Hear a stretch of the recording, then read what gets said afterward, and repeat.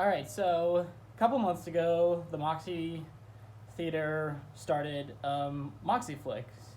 It's a showcase for movies that are being shown for kids who are like about to turn 13, and like anyone can go see these, and they're all for free. I got to go to the. They had a free screening of Fantastic Mr. Fox. It was just terrific. Everyone was just laughing and in love with the movie. And so, for this month, they showed The Wizard of Oz. Now, this version I had not seen before. But I did know about it.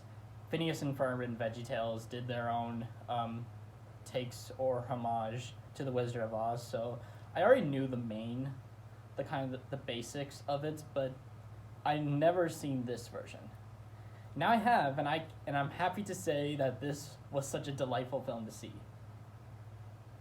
I do know that this film had a very difficult production, which I'm not going to go into, and I don't know too much about the details, but yeah, I'm just going to kind of save that for another time, but onto the movie. It's just so fantastic. Oh, hold on a second. Like, already from like the opening score, I knew, okay, this is gonna be a great one.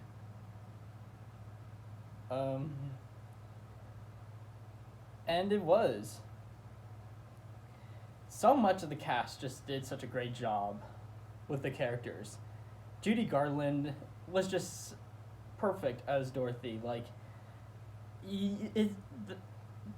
Dorothy's just a character that's just too hard to hate. Halle, Ben Lar, and Ray Bolger as Scarecrow, Tin Man, the Lion. Also just great. I enjoyed seeing their chemistry on full display on screen. Margaret Hamilton was also really great as the Wicked Witch of East, I believe. I could be wrong. I don't know. But yeah, this is just a very terrific cast that gave so many great performances. All the sets and everything was also just so spectacular. Like, it must have been so great to see these sets in person back when they were filming this. Like, and a lot of these sets really remind me of the golden seasons of Thomas in a way, like just painting picturesque mountains in the background, making this world feel so big. You know, if I'm ever gonna make a movie, like, if I'm ever gonna do like a big movie in Hollywood, my first thing that I want to do is just harden back to the old golden days, like where you could just build these sets and everything. That's what I want to do. The score is fantastic.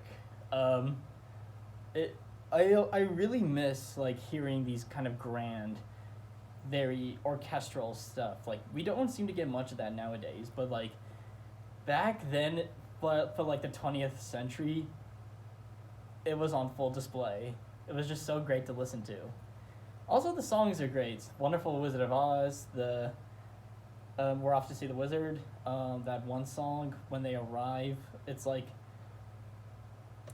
I don't know the name of the song, but I do know Seth MacFarlane did do like a kind of homage to that with Canadian nudie bars. But yeah, that was just great. The Lion song, Tin Man, Scarecrow, Over the Rainbow, just all around bangers.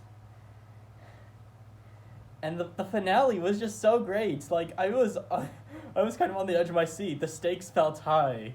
Like, the characters trying to get Dorothy out before the hourglass runs out. And then the escape all the way to the witch melting. It's just another.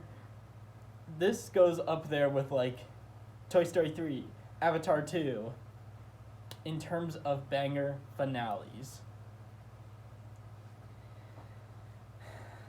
If I did have one issue. As much as I want to say this movie's perfect, as much as I want to say this is one of the best films, I can't. I have to be fair.